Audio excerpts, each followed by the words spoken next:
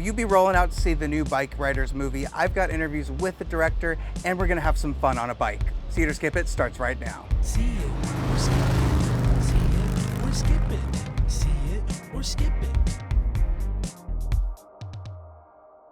Welcome to another episode of See It or Skip It, where first we're going to be talking about The Bikeriders. This is directed by Jeff Nichols, stars Tom Hardy, Austin Butler, Jodie Comer. It's based off a book of images of the Vandals, who might be the first biker club that existed in the East Coast. Tom Hardy's character Johnny founded it, kind of like a club for him, just to be with his friends, to get out of the house, and it quickly evolved as more people wanted to join in on this club. Austin Butler plays Benny, who's kind of on the wrong side of the tracks with this club. He's always rebel-rousing, he's getting locked up for one thing or another, and he's always crashing on his bike. Jodie Comer is not a part of the gang, but is influenced into it. When she sees Benny at a bar, they fall in love, and this is kind of a little time capsule of what the times were like for the origins of this gang, and a good film that I think anybody could enjoy watching in the theater. It's interesting that Jeff Nichols is basing this off of just still images and basing a story off of that and building from there. It's really fascinating, and only a skilled director like Jeff Nichols could be able to do that as well as he did here. The performances by all of the lead cast is incredible, particularly Jodie Comer, who narrates the entire film in a way that is easily approachable, that honestly makes the film center around her and not necessarily Austin Butler and Tom Hardy. One thing I noticed about this was the sound design. When I was in the theater and I was hearing those motorcycles revving up, going on the freeway, you feel completely immersed in it. You hear the rumble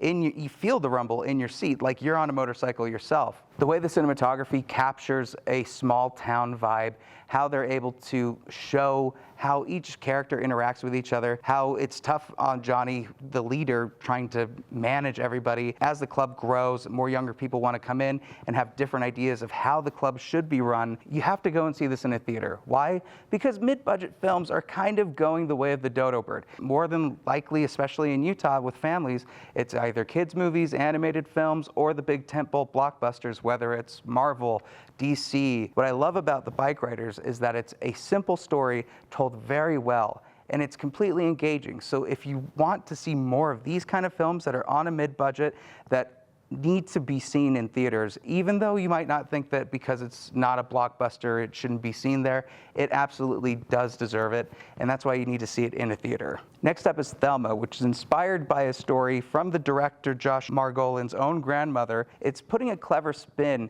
on something that might be pretty serious and that a lot of families in the United States are dealing with, and that's scammer calls. Now with the evolution of AI, when you can answer a phone call and it could be a loved one saying that they're in prison or they need to be bailed out, just to find out that that was AI or something that was completely falsified to get your money, is horrifying. And Thelma, the main character, who's played by June Squibb, decides to go on a revenge hunt to find the person that scammed her out of the money. While her family are questioning what is she doing, she ends up going missing trying to find this person, and that's where the adventure really kicks off. This is a hilarious film, it's heartfelt, and it's one that, again, call to action, must be seen in a theater if we want to see more of these movies. I got to see this during Sundance this year, and it ended up being one of my favorite movies. The way the humor is so infectious, the way that it feels so natural and organic to the story, the way that all of the characters interact with each other, and especially our main character, Thelma, the performance by June Squibb is incredible. Hopefully she gets nominations for this, because this is her first time in a leading performance. I love the determination and the strong will she has in it, and I love the jokes of old age and kind of agency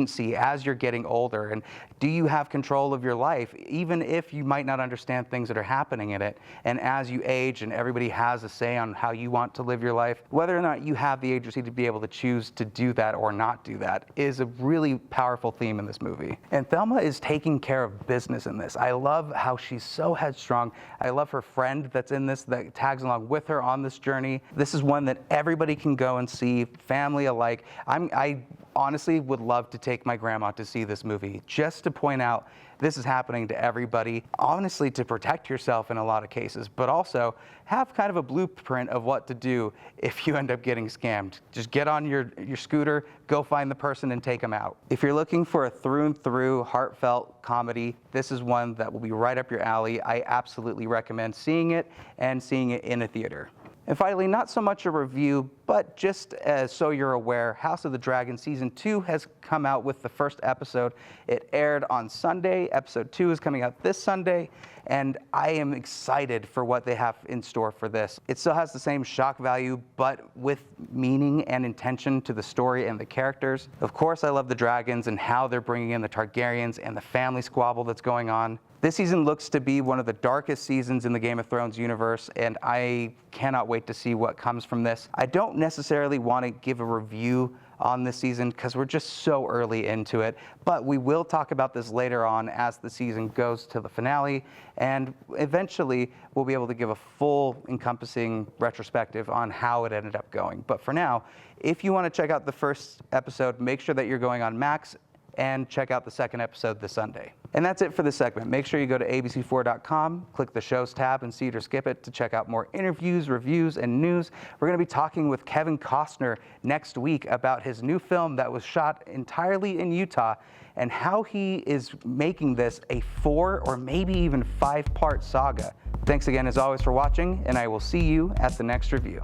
See it or skip it. See it or skip it. See it or skip it.